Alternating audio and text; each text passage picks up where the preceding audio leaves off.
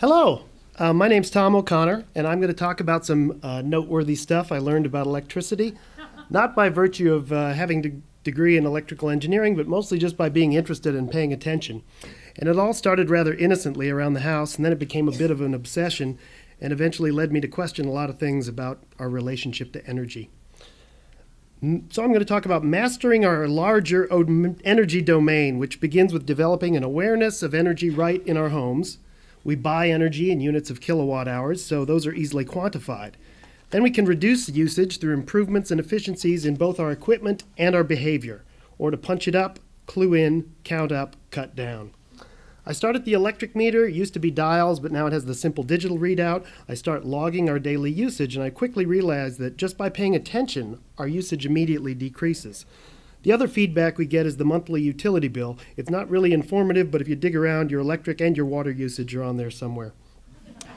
One impediment to conservation is how cheap electricity is. If you were to ride for 5 solid hours as hard as you can on a bike that converts your energy to electricity, you'd generate about 10 cents worth.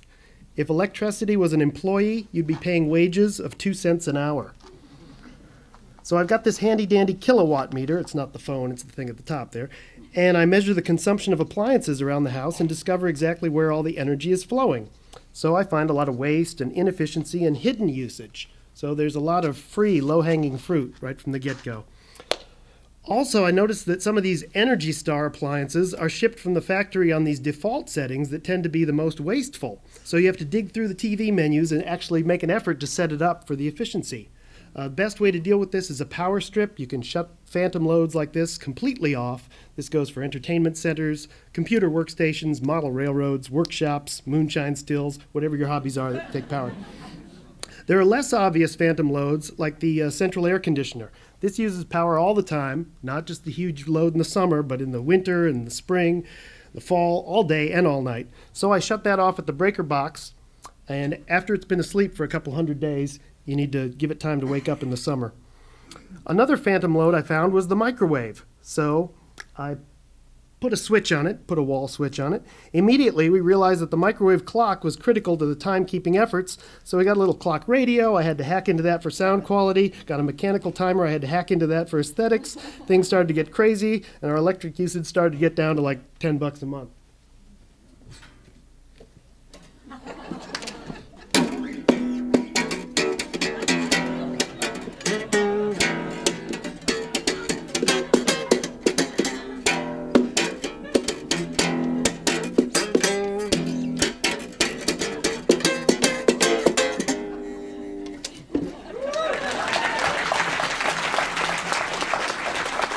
We have this Energy Star refrigerator. It's pretty good, but running it in the winter is always a pet peeve of mine. So when it's below freezing outside, we use it kind of like an old school ice box. We take the water in the plastic outside, freeze it overnight, bring it back in the fridge. Helps to keep the fridge contents cold. Now, way before the era of cheap and plentiful electricity, we had relatively simple, straightforward ways of doing basic tasks.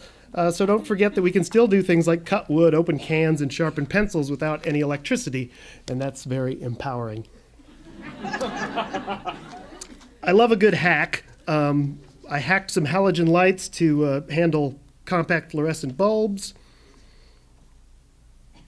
I hacked the stove light to LEDs. I hacked into a ceiling light and put in the in-wall LEDs, and that's back a few years ago when they were little ones you had to solder together. And even a little troll doll was horribly violated in the LED frenzy of 2009.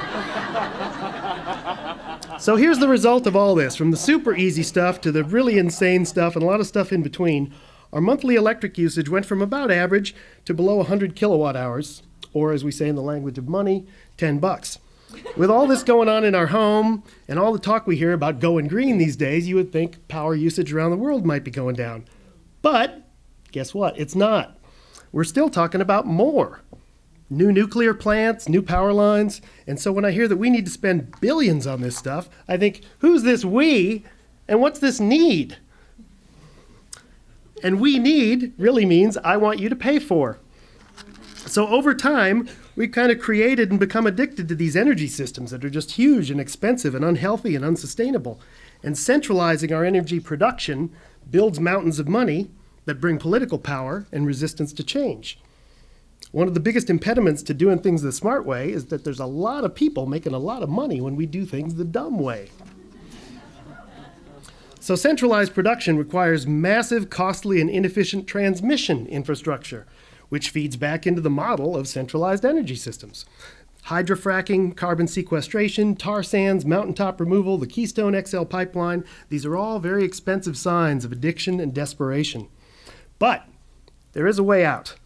Basically, all energy comes from the sun, and fossil fuels are simply long-term stored solar energy. And these days, we're rapidly depleting our bank account of stored solar energy. But the times and technologies are changing, and it's possible for us to live off our energy income stream without depleting our energy savings. In Columbia, we're fortunate to own and operate our own public utility. And paying our bills, we all contribute about $140 million a year to Columbia Water and Light. And right now, most of this money is pumped out of our local economy and into the fossil fuel industry. Could we instead redirect, keep this money in our community, supporting a local, sustainable, renewable energy industry? We have the opportunity, we have the means, we have the technology to take the power and the money back. We can choose to stop exporting our dollars and support homegrown renewable energy. We can choose how our utility operates, where our money goes, and the good news is we've actually already started. But we still have a way to go to break our addiction completely and become masters of our own energy domain and creators of our own modern, job-rich, sustainable economy. The keys are political will, conservation, efficiency, distributed generation of renewables, keeping our money local, and collaboration with our publicly owned utility to ensure the integrity and sustainability of our new self-mastered domain. Thank you.